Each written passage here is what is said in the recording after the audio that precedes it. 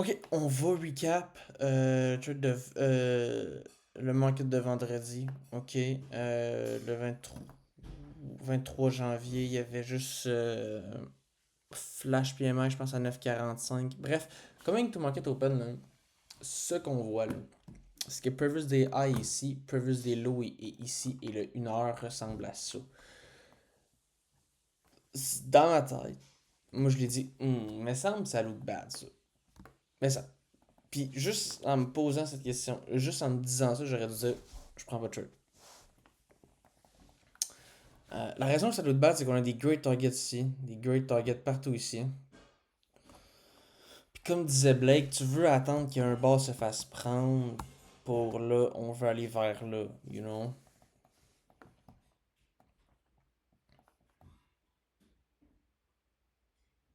Euh, ou tu peux aussi attendre si on est proche, puis être capable de prendre comme la continuation, t'as pas besoin de wait pour reversal.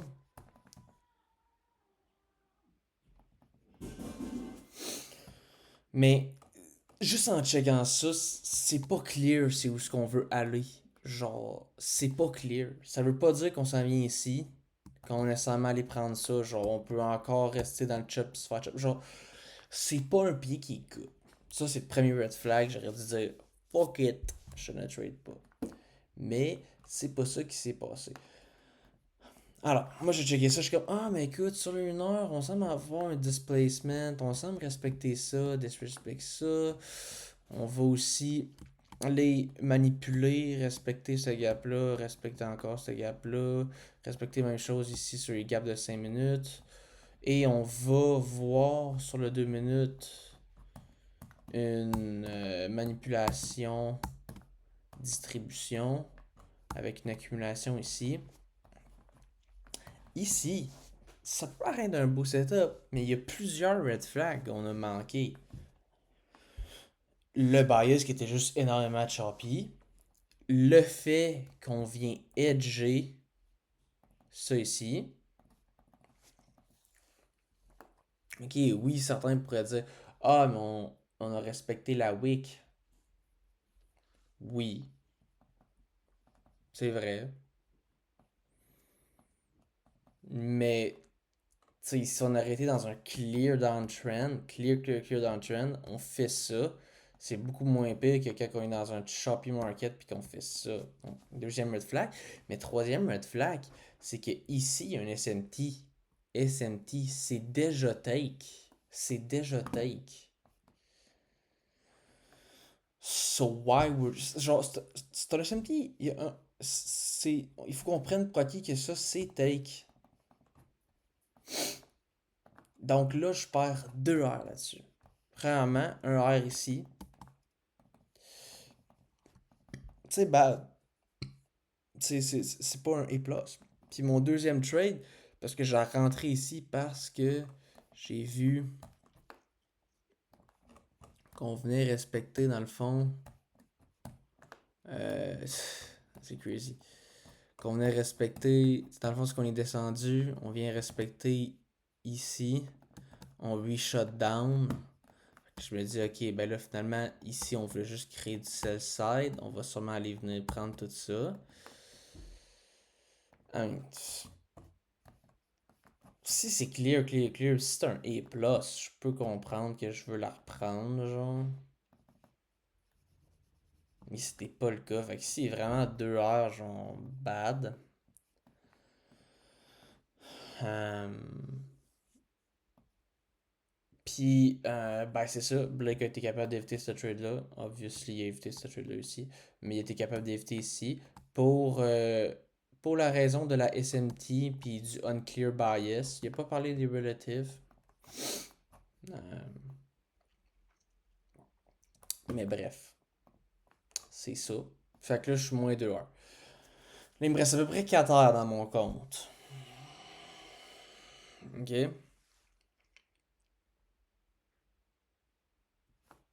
Puis, je suis en mode. Je suis en mode, OK. De toute façon, je mérite pas ce compte-là. De toute façon, je trade comme de la merde. Genre, je me dis, écoute, Mois de décembre a été dégueulasse. Je l'ai gamblé. Janvier, hier, j'avais perdu -2. Là, aujourd'hui, j'étais encore -2. J'étais comme, écoute. Je déserve pas la compte. So, from there, on va juste gambler genre le 4 heures. Puis je suis très en paix avec le perdre. Pourquoi? Parce que je ne mérite pas de base. So, pourquoi ne avoir de quoi que tu mérites pas? So, je me dis le prochain trade, s'il est fucking beau, je reste le 4 heures. Puis au pire, ça arrivera pas aujourd'hui, ça arrivera une autre journée. Donc, c'est ça que je me dis. Alors là, qu'est-ce qu'on voit? On voit du displacement par en haut. On voit ici. Moi, je rentre. En fait, je peux montrer mes trades. Je peux montrer mes trades. Trade de même. Trade de même.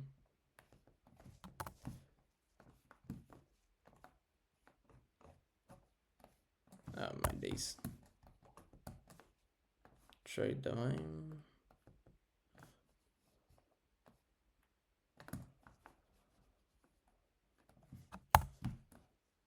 Ouf, tout est dans la merde, toi?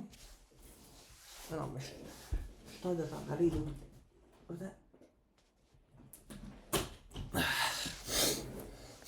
Et mon troisième trade. Ça ici.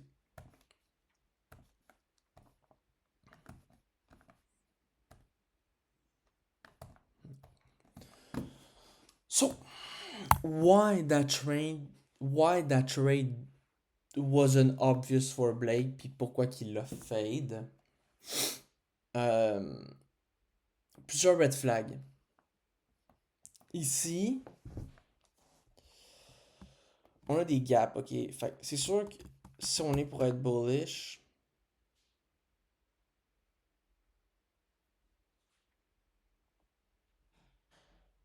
premièrement ici, c'est pas clear, là. Fait que ça veut pas dire qu'on va complètement displace ça. T'sais, parce qu'on a fait ça, ça veut pas dire qu'on va displace ça ici, genre. Mais si ça aurait été un beau uptrend, en temps normal, ça, faut que ça se fasse displacement. Fait qu'on n'a pas besoin de wait pour un big retrace. And then take the long. Mais là, sachant qu'on était dans un style de chop, j'aurais dû wait pour un bigger retrace. Mais je pensais pas vraiment à ça. Mais bref, ce qui s'est passé, c'est que on rentre ici, mais il y a un 15 minutes gap qui est à notre stop loss, comme disait Blake. Et ce n'est pas un breakaway gap. Si ça aurait été un breakaway gap, si on aurait été vraiment bullish, en temps normal, on n'est pas tant supposé de réagir ici. Dans ces gaps-là, on est supposé de les displace, fait qu'on va juste retrace un peu, puis on va rebondir. Ok. Mais ce qu'il disait, c'est ça, c'est pas un breakaway gap, puis ta stop loss, elle est à côté d'un 15 minutes on-field. Puis, j'avais fait une vidéo son trade son trade de vendredi passé où ce qui prend un short puis c'est juste sur 5 minutes, c'est juste le premier 5 minutes, c'est pas le deuxième. Puis je pensais que c'était un 15 minutes on-field qui s'avait créé avant, mais non, en fait le 15 minutes on-field s'avait créé quand il avait rentré après ça en long, fait que c'était un breakaway gap. Puis la raison que ça lui dérangeait pas de prendre un breakaway gap,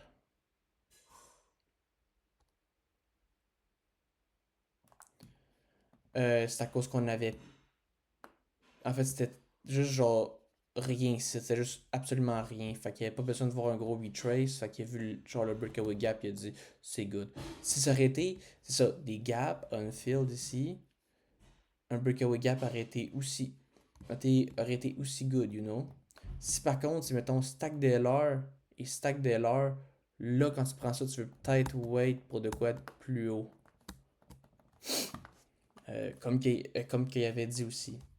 Mais je pense que dans tous les cas, il veut pas prendre des 15 minutes on-field. À moins que c'est un breakaway, là, mais en temps normal, un 15 minutes qui s'est créé, un 15 minutes on-field qui s'est créé avant, peu importe la situation, il veut pas le prendre. Parce que quand tu vas. C'est ça, parce que quand tu vas whip le retrace, t'es trop proche.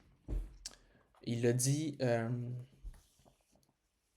là, mais il l'a aussi dit cette semaine. Il a dit c'est parce que votre stop est à un 15 minutes on-field, pis c'est pas des breakaways. Fait que premier tip-off sur ce train, mais aussi deuxième tip-off, c'est qu'il dit c'est un chop. Mettons qu'on check juste, mettons qu'on oublie tout ça, là. On oublie tout le candle de 10 et 16. Là. Il dit ça, hein, c'est un chop. Il dit no way que ça c'est une vraie manipulation, les gars. Ça, c'est une vraie. Not gonna lie. C'est une fake manip. Puis genre, c'est la même chose qu'il a dit.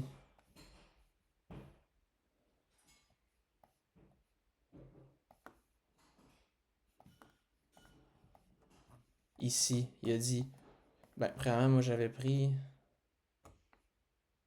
Oups. 2021.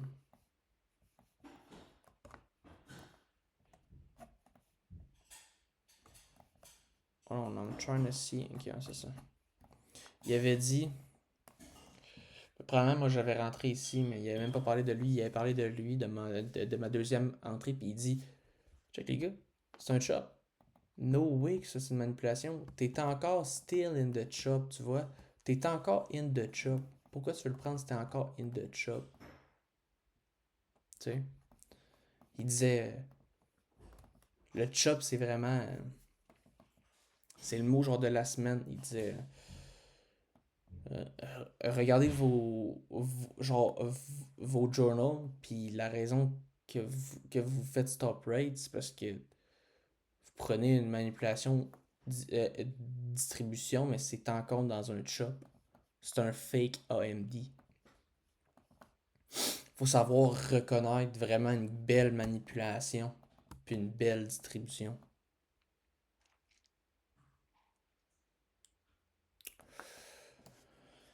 Fait que finalement, ben, moi je perds mon cater, mais là tout le monde se dit Chris, pourquoi j'ai la compte encore? Ben, c'est parce que j'avais risqué, à place de 1000, j'avais risqué 910. Fait qu'il me restait 90$. Puis croyez-le, croyez pas. Croyez-le, croyez-le pas. J'étais rendu, ben ça, tu fais 90, proche de ça, là.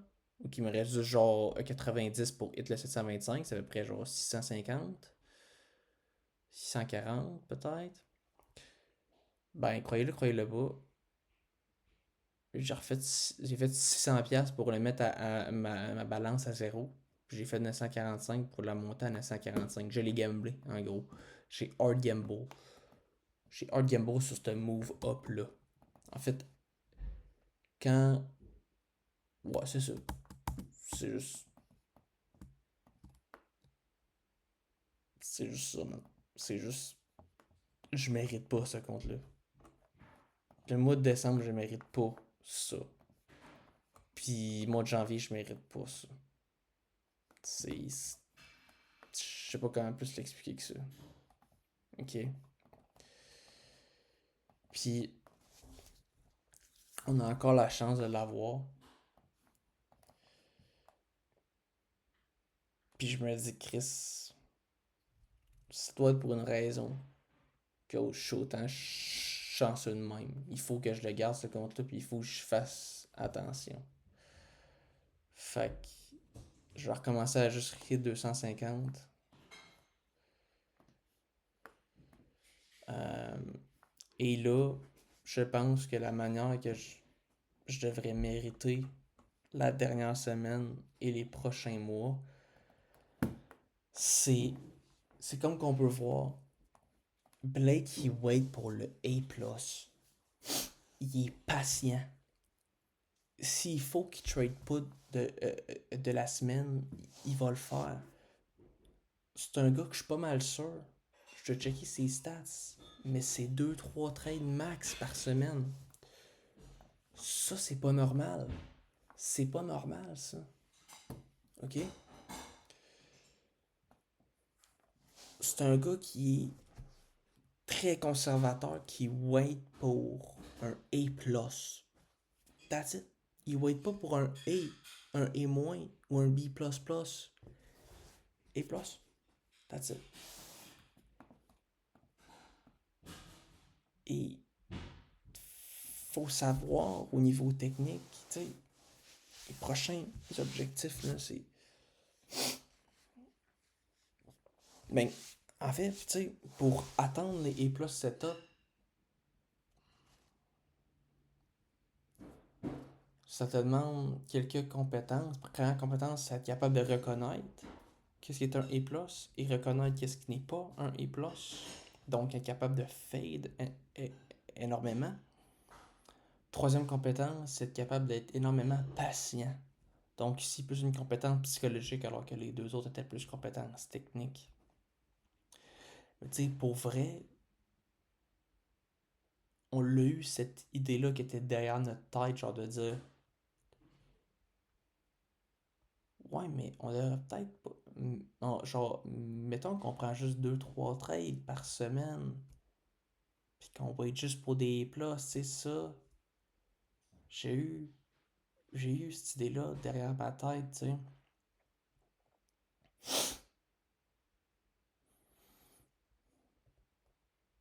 Euh, mais là, pour vrai, cette idée-là doit se concrétiser pour de vrai, puis devenir réelle. Puis, je pense qu'il y a aussi des manières qui vont faciliter. Eh bien, il y a juste des choses qui vont faciliter euh, le fait de rendre ça réel. Genre Blake, lui, no, he's already making it, you know? He's already making it. Genre, il a déjà fait. Genre, il a déjà fait. Comme, il est déjà dans le 1%. Pour lui, c'est facile d'être patient, you know? Après ça, pour lui, il a pas besoin, genre, de gagner. Il a pas besoin d'une victoire immédiate. Fait c'est facile d'être patient. Il y a aussi une routine. Le gars, 5% de sa journée, c'est sur le trading. Le reste, il y a tout. Tu sais, il y a sa journée. C'est un gars qui fait plein d'autres affaires. Fait que ça le favorise à être patient. C'est ça que je devrais faire. C'est commencer à avoir, mettons, à me lever tôt, faire mes devoirs, looks maxé, backtester énormément. Puis comme ça, ben tu sais, avoir une certaine vie pour après ça, quand j'arrive sur la chart à 9h30, euh, ben j'ai pas besoin d'un trade. C'est comme, faut que tu vois ça un peu comme secondaire, le live market. Tu peux dire, écoute, moi je vais backtester énormément, je vais mettre beaucoup de temps sur le trading, donc revoir mes journals, backtester beaucoup, gagner énormément d'expérience en backtest. Ça peut être primaire en ce cas, je peux mettre beaucoup de temps là-dessus et d'efforts. Mais après ça, le live, il faut que ça devienne très secondaire. Où tu mets. Où le moins, c'est le mieux. Comme. euh, c'est. Qu'est-ce que je voulais dire? J'ai perdu mon idée. Je voulais dire de quoi d'autre. Euh, oui, c'est d'arriver devant le market et de dire. C'est de ne pas. C'est de s'attendre à ne pas trade. Tu t'attends à ne pas trade aujourd'hui. C'est la mentalité à avoir. Puis pour vrai, tu sais, cette vidéo-là, je l'adore tellement, là, parce qu'il vient prouver énormément de choses que j'avais besoin comme d'entendre. Puis pour vrai, c'est juste ça qui me reste. C'est la patience. Attendre ses plus. Fader les mids.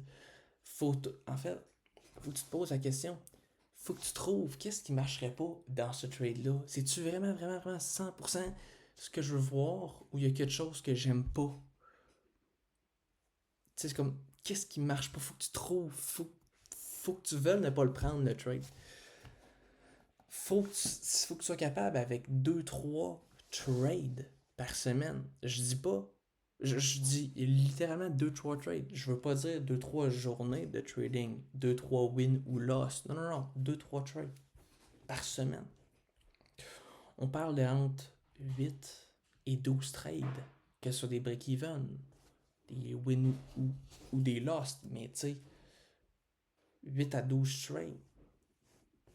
Qui diffère énormément d'un 12 à 20 par exemple. Ou même de plus si tu fais deux ou trois trades par jour. Dans le fond, faut être très difficile avec le market. Faut vouloir bet son argent, faut faire très attention à son capital, faut être difficile avec le market. Faut dire, écoute, si tu veux que je mette 250, il va falloir que tu m'en donnes plus. Il va falloir que tu m'en donnes plus. C'est pas assez ce que je vois. C'est pas assez un pied clean, clean, clean. J'ai besoin d'un pied extrêmement beau. J'ai besoin d'un setup extrêmement beau, d'une accumulation, manipulation, distribution extrêmement beau, des beaux qui vont, des beaux targets. C'est pas assez. Non, il n'y a pas assez de choses. Tu sais, si tu veux put your money, il faut que tu sois très, très, très, très conscient de où ce que tu mets ton money on. Sur quel chart que tu mets tes money on, you know.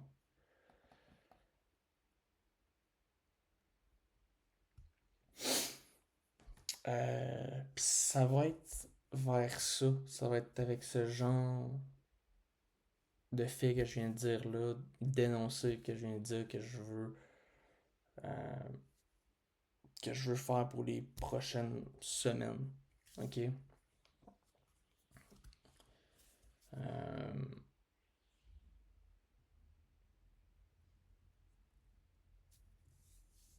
c'est ça. S'il faut méditer, je suis sûr qu'il médite. Je suis sûr peut-être qu'il visualise. Visualiser ou méditer. Et tu sais, il disait, ça va être avec votre journal que vous allez être capable de voir. Ben oui, non seulement, revois tes journals de live trade. Je peux me revoir ces trades. Après ça, je peux backtest. Je peux revoir mes loss dans mon backtest. Il y a de l'expérience à aller chercher. Il y a une énorme expérience parce que cette expérience-là, ce qu'elle va me donner, c'est la discrétion. Puis la discrétion va me permettre de voir qu'est-ce qui est un A+, et qu'est-ce qui est un fade. C'est avec des reps dans le market. T'sais, moins que tu mets d'efforts, moins que tu es capable de voir qu'est-ce qui est un A+, qu'est-ce qui est un fade.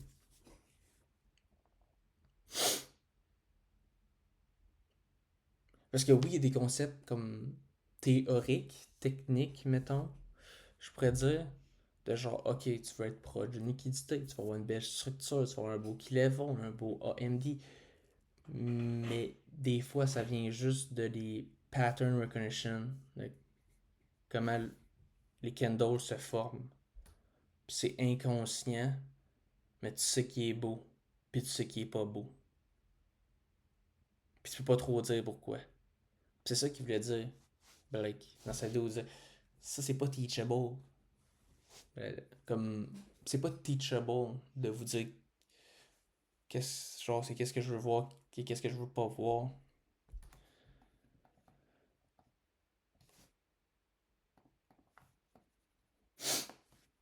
Bref, on va se laisser là-dessus. And we are back tomorrow.